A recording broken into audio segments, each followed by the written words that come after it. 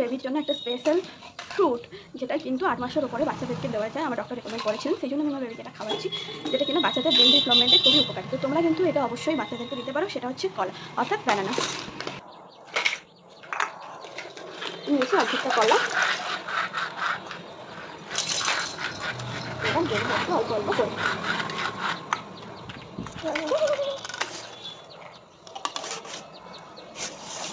ভুলে যাবে তো।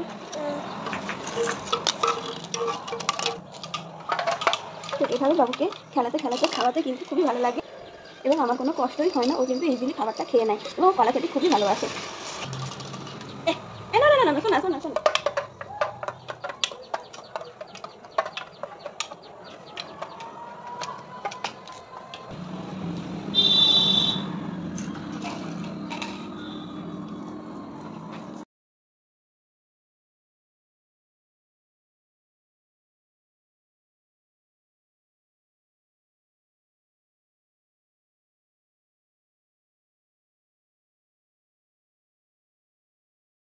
জন্য কলা একটা স্পেশাল ফুড, যেটা কিন্তু বাচ্চাদেরকে অবশ্যই দেওয়া উচিত।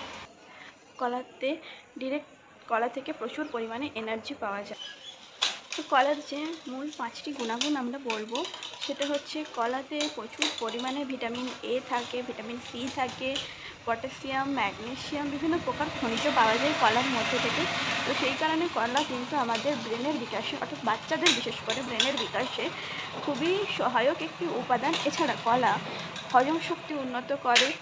কলার মধ্যে যে ভিটামিনগুলো রয়েছে, বাচ্চাদের ফাইবার রয়েছে, যেগুলো অনেকক্ষণ পেট ভরা রাখে, যে ভিটামিনগুলো রয়েছে বাচ্চাদের হজমটাকে ঠিক করতে সহায়তা করে। সেক্ষেত্রে এছাড়া যেহেতু অনেকক্ষণ বাচ্চাদের পেটটা ভরা থাকে, সেক্ষেত্রে বাচ্চাদের অনেক সুবিধে হয়, মায়েদের অনেক সুবিধে হয় এবং ইনস্ট্যান্ট যে এনার্জিটা দেয়, তার ফলে বাচ্চারা যে সারাদিন একটা দৌড়ঝাঁপ করে, অতিরিক্ত লেভেলে পরিশ্রম করে, সেক্ষেত্রে বাচ্চাদের এই এনার্জিটা খুবই সহায়ক।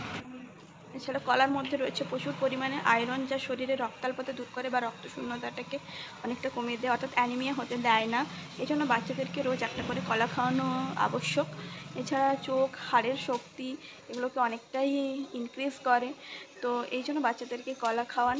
এবং কলার এই 5টা উপকারিতা ছাড়াও আরও কিন্তু অনেক উপকারিতা রয়েছে, যেগুলো আমাদের জন্য অনেক বেনিফিটেড।